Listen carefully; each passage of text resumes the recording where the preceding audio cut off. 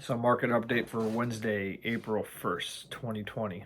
It seems kind of like a practical joke, right? Like things went down, went right back up, now we're back down again. Well, the news out today is that this is gonna President Trump just informed that it's gonna be a longer than anticipated, and we're looking well into May before the country open back up and we're getting back on track.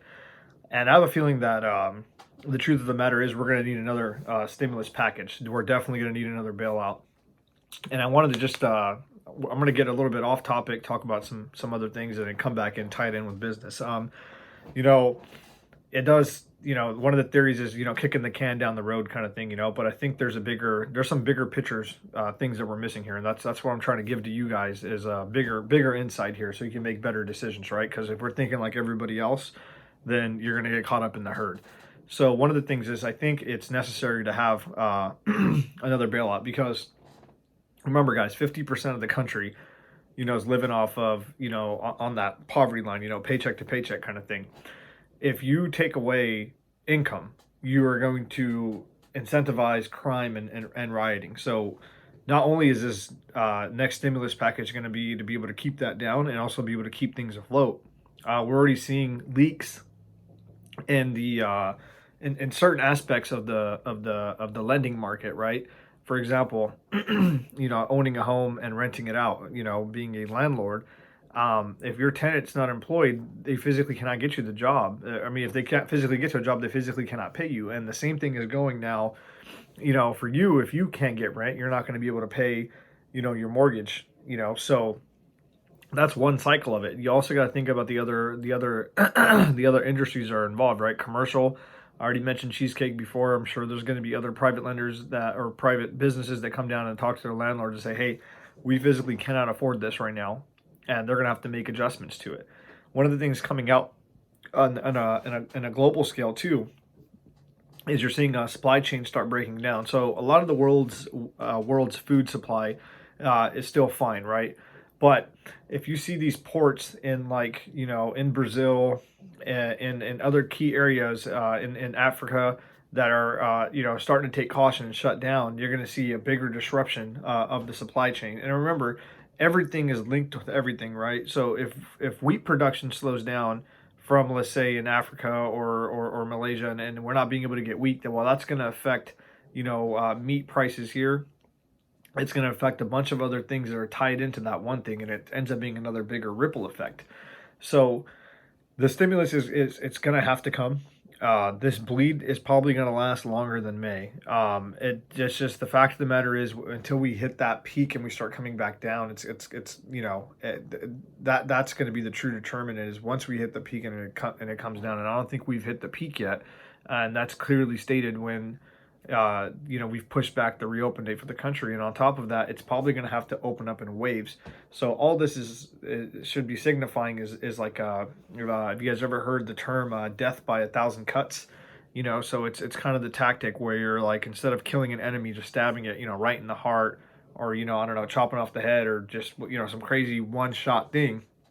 You cut someone down, and they'll be able to take one cut or two cut or three cuts or four cuts, but eventually it's so many cuts that the person or your rival or whatever it is bleeds out, and that's kind of what's happening here. But these are more like gushes, and luckily they haven't hit an artery. That's the best way I can explain it, right? Like they haven't hit one thing; it's just cutting in deep enough that it's hurting us, but it's something we can still recover from. But the deeper and longer, the longer this goes, the deeper it goes, and the closer you get to hitting the artery, making it burst, because you got this credit cycle now bubbling up, right? You got the whole world that's levered up, at least twice the world's GDP.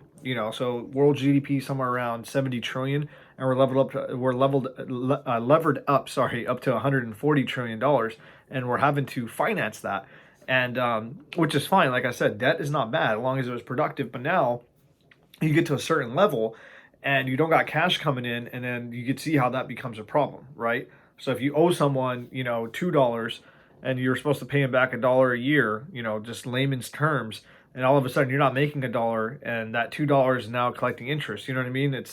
But and basically what I'm saying is overall there's going to be a bigger ripple effect coming here. So the best way I can explain it is kind of like the eye of the storm or if you live in like in the Midwest, right, or if you live out here in California or the West Coast, it's kind of like the aftershock, right? And we all know like aftershocks are a lot worse than the actual earthquake themselves. And in the eye of the storm, the second coming is a lot worse than the original storm. And I kind of feel like that's what happened right now is, we had this pandemic. It started. It's bad, but then we had this drop in the economy, and then all of a sudden we had financial relief and all that, and then our markets and everything shot back up, and things we thought were normal. But now you're going to see the second effect of this, and that second effect and that second coming, I think, is going to be a lot deeper, and it's going to hurt a lot more than the original one is. So it wouldn't surprise me if the Dow Jones went down to around 16,000 by the end of the year. It really would not surprise me at all. It wouldn't surprise me if you see a lot of people that invested in real estate properties at very low cap rates, hoping for appreciation and taking on more than they could handle, having those become short sells.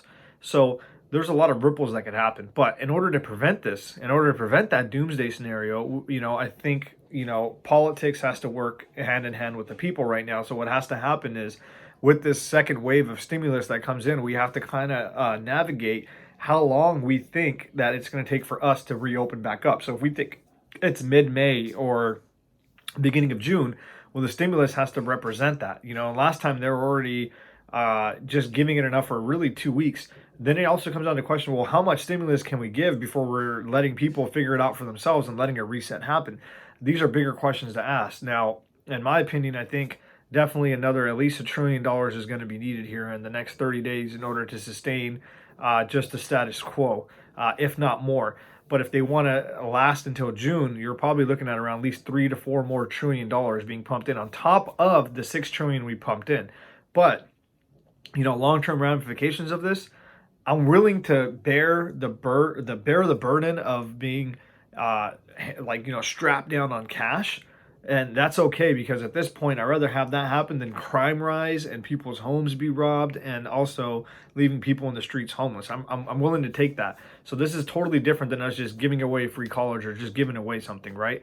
And then the second aspect, more than business, I want to talk about. This is kind of just like a talking point. Obviously, it was on Rogan's podcast. I was listening to it a little bit, and he made some very, very interesting points. And it's kind of like, how much freedom are we going to lose now if this flu, if it comes back, or I'm calling it a flu, sorry, if it comes back as a flu, if it becomes an influenza and we see different strains, the biggest difference here is when you're sick with COVID, you don't have symptoms in 3 to 14 days, so you can't really distance yourself from somebody, right? But if this becomes a normal state of life, like we never find a vaccine where it destroys it and it kind of comes back in different ways, we might change forever. And, good politicians don't let crises go to waste, right? So, what are we going to have? Are we going to have interstate commerce now? We're going to have security? Are we going to have to show our citizenship when we're going from California to Nevada or California to Oregon or to, Oregon to Washington? Are we going to have to show like, hey, we're not tested. We are tested. Are we going to have to, when we go to the airport, get fever checked or do a quick COVID-19 scan if you're not going to be able to fly? These are things that we have to kind of think in the back of our mind. Is the world going to go back to the world that we know? Is it just going to be normal? Or are there going to be these new, departments made? Or is Homeland Security going to end up expanding, from this? So there's just really good factors. And all of that also ties back into business, right? Because if you slow down commerce, interstate commerce, it's also going to slow down business. The longer it takes for something to get from one state to the other state for someone to consume it, then the less consumption it could be. You know what I mean? You still get the same consumption, but time. It's all about time. Time gets stretched out. So these theories that I'm reading online and stuff, it is pretty interesting. And I don't know if we'll go back to the exact same world that we had. I definitely think there's going to be some policies in place, some for better, some for worse. But but one thing I will say for sure is the longer that we stay in this state of quarantine, stay at home, don't go outside, then the more government is going to be pressed to make this into some sort of action, some kind of reform, that if and when this happens again, that they're better equipped to be able to handle it at the very end. And on the long end, if this gets really bad, this gets really severe, and we have to live with something like this for the rest of our life, there probably will be legislation that comes in that affects minding your rights. And people, for better or for worse, they're always willing to give up freedoms for safety. I'm not. I personally, I don't believe in that. I believe, we fought for the freedoms that we had, and we should try to protect them. And everything that's out there is an inherent risk, right? I could jump in my car and I could die, but I'm getting a little bit off topic there, but I'm saying, just that's something in the background as a citizen, not just as an investor, but as a citizen, and you should be cognizant of as the ballots are coming out, voting is coming out, just kind of like, hey, how much freedom am I willing to give up for safety? And is that trade-off really going to be worth it for me? Do I really want to have someone stick a thermometer in my mouth every time I go to the airport or hop on a train? It's just, like I said, I'm trying to get everyone to think a little bit bigger. But my personal opinion, to wrap everything up, I definitely think there's going to be another stimulus package that has to come. Otherwise, you're going to see a steeper fall. And I don't think we've hit rock bottom. And if you've been listening, if you've been day trading volatility and you're making your bets right, you're probably making a killing right now. But if you're thinking like me, where you're just a long-term investor, where you're like, hey, I don't really care about making a quick buck. I want to hold something, and be able to pass it down from generation to generation in the long run. You're still sitting back waiting. So, hey, I hope you learned something. I hope this helped. I hope you open up your mind a little bit. If you liked the content, please like it, comment, shoot me a DM if you have a question. If you could just DM this to one friend, I'd appreciate it, and hit that follow button.